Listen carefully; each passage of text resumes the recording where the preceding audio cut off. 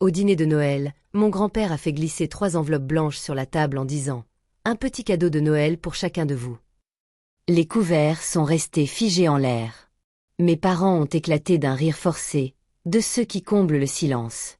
Parce que la culpabilité, elle, ne le peut pas. C'est juste pour la forme, a dit ma mère en levant les yeux au ciel. Mon père s'est joint à elle, comme si se moquer de lui était un sport familial. Je n'ai pas ri. J'ai juste souri, glissé l'enveloppe dans la poche de mon manteau et je n'ai rien dit. Ils ont cru que c'était encore une de ces manigances de vieux. Mais le lendemain matin, quand le téléphone a sonné et que le banquier a dit « Votre dépôt est crédité », j'ai compris, Madame Aïe, qu'il ne plaisantait pas du tout. Avant de vous raconter comment cet appel a déchiré ma famille, dites-moi d'où vous m'écoutez. Pour que je sache que je ne suis pas la seule à avoir vu l'amour se transformer en faux-semblant pour une histoire qui n'avait rien à voir avec l'argent. Je m'appelle Amélia Aïe, et ce soir-là n'était pas la première fois que je voyais ma famille rire de quelque chose d'important. Mes parents, Victor et Hélène, avaient bâti toute leur vie sur l'apparence de la perfection. Ils organisaient des brunchs caritatifs, publiaient des photos souriantes devant leur voiture neuve et disaient des choses comme « On a tellement travaillé pour cette vie ». Ce qu'ils ne disaient jamais, c'est que tout avait commencé avec mon grand-père, Edmund Aïe, l'homme pour qui ils adoraient jouer la comédie, mais qu'ils détestaient en secret. Grand-père n'était pas seulement riche. Il était respecté. Une richesse à l'ancienne, des investissements, des terres, une fortune discrète. Le genre de richesse qui n'a pas besoin de se vanter. Il avait tout construit lui-même et portait toujours la même montre en cuir depuis 40 ans. Il croyait à l'effort, à l'humilité et à la valeur du silence. Je pense que c'est pour ça qu'il me tolérait plus qu'eux. Je ne prenais pas, je travaillais. J'ai loué un studio à Portland et je travaillais comme décoratrice d'intérieur indépendante. Pas de personnel, pas d'assistant, juste moi et mon ordinateur portable. Mes parents pensaient que c'était un échec. Ils appelaient ça de l'humilité, vivre sous les projecteurs. Mais à la maison, ils disaient des choses comme « Tu gâches ton potentiel. Tu pourrais diriger une entreprise maintenant si seulement tu te faisais des contacts. » Par « contact », ils entendaient être riches à millions, ou charmer les clients comme ils le faisaient grâce à leurs relations, pas grâce à leurs compétences. Quand grand-père nous a invités à dîner pour Noël cette année-là, j'y suis allée parce qu'il me manquait. Eux, ils y sont allés parce qu'ils sentaient l'argent. Je l'ai vu à la façon dont maman vérifiait son rouge à lèvres dans le rétroviseur de la voiture. À la façon dont papa répétait son rire. Tout chez eux était stratégie. La salle à manger embaumait le pain et le canard rôti. La table était dressée avec des verres en cristal et des assiettes à bordure dorée. Grand-père était assis en bout de table, le dos droit, le regard plus perçant qu'il n'y paraissait. Nous avons échangé quelques banalités sur le travail et la météo jusqu'à ce qu'il fouille dans sa veste et en sorte 3 enveloppes identiques. « Un petit cadeau de Noël », dit-il doucement. Maman a laissé échapper un petit rire forcé. « Oh, papa, on refait tes faux chèques ? C'est mignon. » Papa a ri aussi. Tu rends toujours les fêtes amusantes. J'avais envie de me cacher sous la table. Grand-père n'a pas bougé. Il les regarda lentement, en silence, puis tourna son regard vers moi. Je sentis mes joues s'empourprer. Je n'ouvris pas l'enveloppe. Ce n'était pas nécessaire. Je me contentai de dire « merci » et la glisser délicatement dans la poche de mon manteau. Personne ne remarqua que son sourire s'était légèrement estompé. Ils continuèrent à parler, à se vanter, à rire comme si de rien n'était, mais je vis sa main s'attarder près de son verre, ses clignements d'yeux plus lents que d'habitude. Il s'y attendait. Plus tard dans la soirée, au moment de nous dire au revoir, il me serra dans ses bras une seconde de trop et murmura « Gardez-le précieusement ». J'acquiesçai, sans comprendre ce qu'il voulait vraiment dire. Le trajet du retour se fit en silence, hormis le bruit des essuie-glaces sur le pare-brise. Maman l'a cassé en premier. « Tu l'as vraiment gardé ?» dit-elle en se tournant vers moi. « Tu sais qu'il fait ça tous les ans. C'est juste son petit numéro. » Papa a déjà ri en consultant son téléphone. Il teste qu'il idolâtre encore, c'est tout. Il aime se sentir puissant. Je regardais la neige tomber par la fenêtre. Ou peut-être ai-je murmuré qu'il veut juste voir qui le respecte encore. Maman a soupiré de cette façon théâtrale dont elle a l'habitude quand elle pense que je suis naïve. « Ma chérie, tu dois arrêter de tout prendre si sérieusement. » Ce soir-là, Mon appartement était plus froid que d'habitude. Le radiateur bourdonnait faiblement et l'odeur du canard rôti imprégnait encore mon manteau. Je l'ai accroché au dossier d'une chaise, j'ai sorti l'enveloppe de ma poche et je l'ai retournée entre mes mains. L'écriture de grand-père, régulière, ferme, familière. Je ne l'ai pas ouverte à table, car cela me semblait déplacé. Il me l'avait tendue comme un trésor, pas comme une plaisanterie. Alors je me suis assise sur mon lit, j'ai déchiré le rabat avec précaution et j'en ai sorti un vrai chèque. 5-0. L'encre n'était ni délavée ni bavée. Sa signature était nette et précise. Un instant, je suis restée figée, bouche bée. Puis je l'ai glissé à l'intérieur, j'ai replié le rabat et je l'ai rangé dans la petite boîte en bois où je conserve les objets précieux. Des lettres, des reçus de mon premier emploi de graphiste, une photo de grand-père et moi en train de poncer une table dans son atelier. J'avais 12 ans. Je n'avais pas l'intention de l'encaisser. Je n'avais rien prévu. Je n'arrivais tout simplement pas à me résoudre à la traiter comme un simple accessoire. Le lendemain, mon téléphone vibrait à mon réveil. Un message de Zoé, mon amie et collègue. Alors, ce dîner chic en famille. Ma réponse, prévisible, fut un tapoté. Ils ont ri. Pas moi. Zoé m'a répondu par un message vocal, mi-plaisantin, mi-sérieux. Ma pauvre, tu es la seule de la famille à avoir des manières. Tiens bon. J'ai souri et je suis retournée à mon café, mais une voix m'a interpellée. Les dernières paroles de grand-père ont résonné dans ma tête. Garde-la précieusement. J'ai décidé de la déposer, non par cupidité, mais par curiosité. Peut-être. Il voulait que je voie quelque chose. C'était peut-être juste symbolique. Je l'ai scanné avec mon application bancaire et j'ai continué ma journée, sans rien attendre. Quelques heures plus tard, alors que je dessinais l'aménagement du salon d'un client, mon téléphone a sonné. Numéro inconnu. Allô. Une voix calme et polie à l'autre bout du fil. Bonjour, mademoiselle Aïe. Je vous appelle de votre banque. Votre dépôt a été validé. J'ai figé. Validé. J'ai vérifié le montant sur mon application, exactement comme indiqué. Mon cœur s'est emballé. Si le mien avait été validé, qu'en était-il du leur? Je n'ai même pas eu le temps de réaliser que mon téléphone a vibré à nouveau. Cette fois, le nom de maman s'affichait. J'ai hésité, puis j'ai répondu.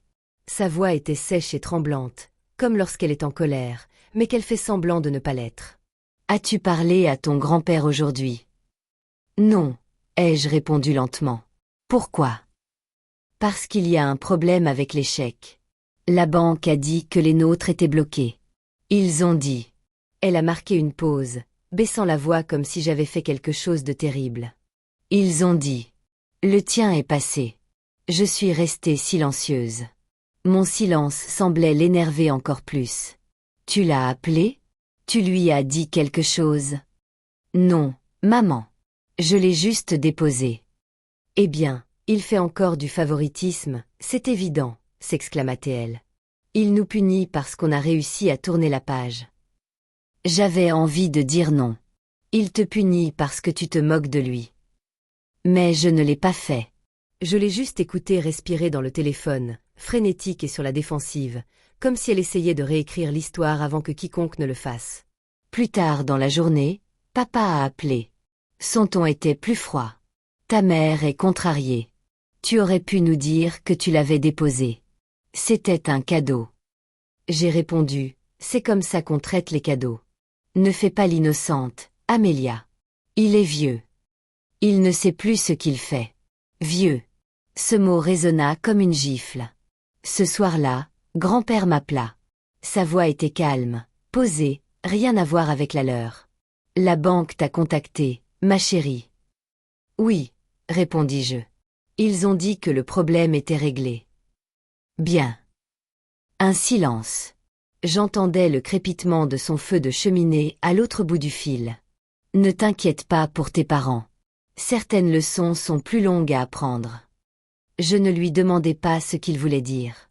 Ce n'était pas nécessaire. Le lendemain matin, la conversation familiale s'enflamma. Les longs messages de maman, emplis de reproches et de confusion. Papa menaçait de remettre les choses au clair, mais grand-père ne dit rien. 2 jours plus tard, Une invitation arriva par la poste. Encore son écriture. Dîner. Même maison. Samedi 19 heures. Aucune explication, aucun mot. Juste une heure et un lieu. Zoé appela dès qu'elle l'a pris. Tu crois qu'il va les dénoncer? Je regardais l'encre noire et nette sur la carte. Je crois qu'il l'a déjà fait. Ce samedi-là, je me retrouvais devant la maison de grand-père. La neige crissait sous mes bottes, mon cœur battait la chamade. Cette fois, je n'étais pas celle qui attendait discrètement la permission d'être acceptée. J'étais la seule à avoir réussi l'épreuve. La maison de grand-père était exactement la même qu'une semaine auparavant. Une douce lumière inondait la pièce par les fenêtres, des couronnes ornaient chaque porte, et un doux ronronnement s'échappait de la cheminée. Mais l'atmosphère était différente, plus pesante. Je le sentais avant même de frapper. En entrant dans la salle à manger, la table était dressée de la même façon. 3 couverts, les mêmes assiettes à bord dorés, le même plateau de service en argent poli comme un miroir. Sauf que cette fois, l'atmosphère entre nous était lourde. Maman était assise, raide, les bras croisés, un sourire figé comme de la porcelaine craquelée.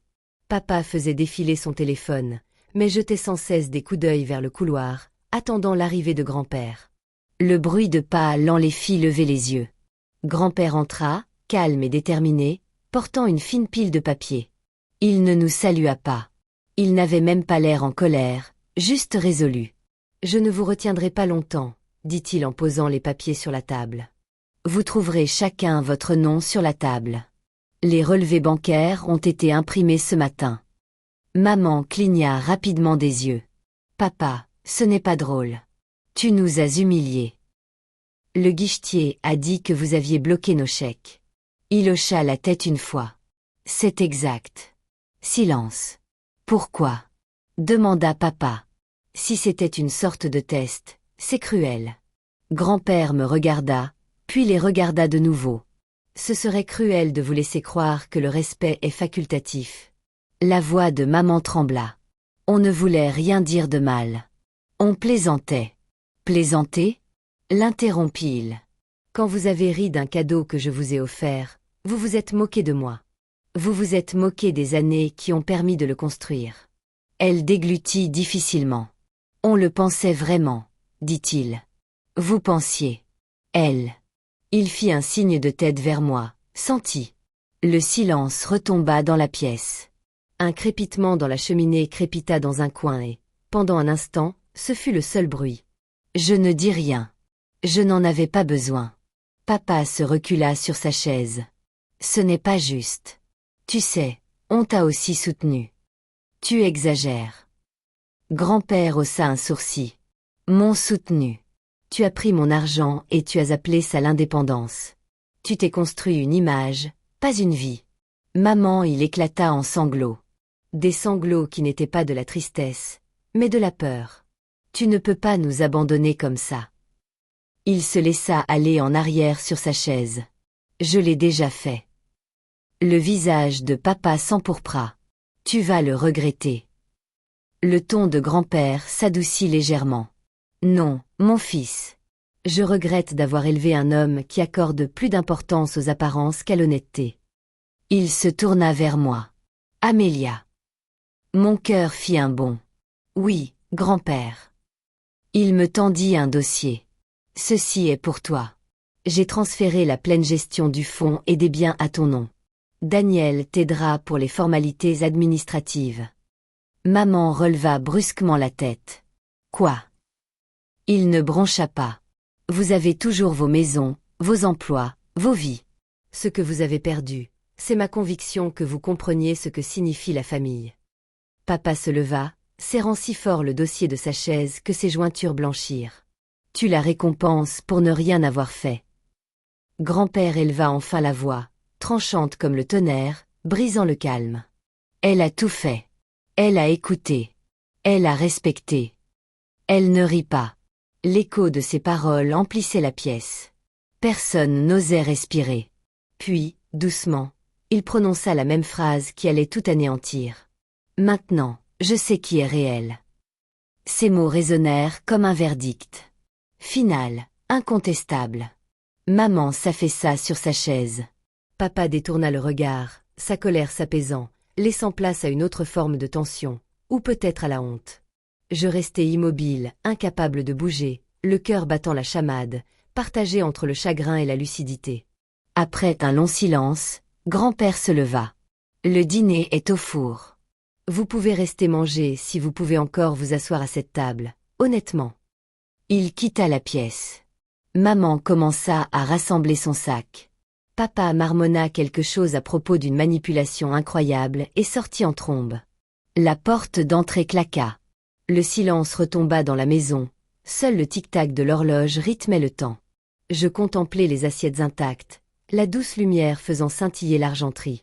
C'était irréel. Grand-père revint quelques minutes plus tard avec 2 bols de soupe. Il en posa un devant moi et s'assit en face de moi. Cela lui avait toujours appartenu. Nous avons mangé en silence pendant un moment. Seul le cliquetis des cuillères et le vent dehors venaient troubler le silence. Finalement, il prit la parole. « Tu ne l'as pas encaissé pour l'argent, n'est-ce pas ?» Je secouai la tête. « Non, je ne voulais simplement pas te manquer de respect. » Il esquissa un léger sourire, tirant légèrement sur le coin de ses lèvres. « C'est bien ce que je pensais. Tu vois, Amélia, peu m'importe qui a de l'argent. Ce qui m'importe, c'est qui a des manières. » Il se pencha en arrière, les yeux rivés sur le feu. Les gens révèlent leur vrai visage lorsqu'ils se croient au-dessus de toute gratitude. J'avalai ma salive avec difficulté, essayant de maîtriser ma voix. Tu n'étais pas obligé de faire ça pour prouver quoi que ce soit. Je ne l'ai pas fait pour prouver quoi que ce soit, dit-il. Je l'ai fait pour protéger ce qui reste de décence dans cette famille. Nous avons terminé notre repas dans un silence complice. Avant mon départ, il me tendit une autre enveloppe, cette fois-ci non scellée. À l'intérieur se trouvait un simple mot écrit de sa belle écriture à l'ancienne. L'argent change de main tous les jours. Le respect, lui, ne s'acquiert qu'une fois. Je l'ai glissé dans la poche de mon manteau. Dehors, la neige avait recommencé à tomber en douce spirale. En descendant du perron, j'ai jeté un dernier coup d'œil par la fenêtre. Il était toujours à table, le feu se reflétant sur ses lunettes, l'air paisible, comme un homme qui avait enfin fait ce qu'il devait. Je suis rentré chez moi sans allumer la radio. Le monde extérieur était silencieux, et pour la première fois depuis des années, je l'étais aussi. Une semaine plus tard, j'étais assise en face de Daniel Kerr, l'avocat de grand-père, dans un bureau tranquille du centre-ville où flottait une légère odeur de papier et de cire à cèdre. Il m'a expliqué soigneusement les détails du transfert, faisant glisser quelques documents relatifs à la fiducie sur le bureau. J'ai à peine regardé les chiffres. Ils n'avaient aucune importance. Monsieur Hay m'a demandé de m'assurer que vous compreniez bien qu'il ne s'agit pas d'une récompense, a dit Daniel doucement.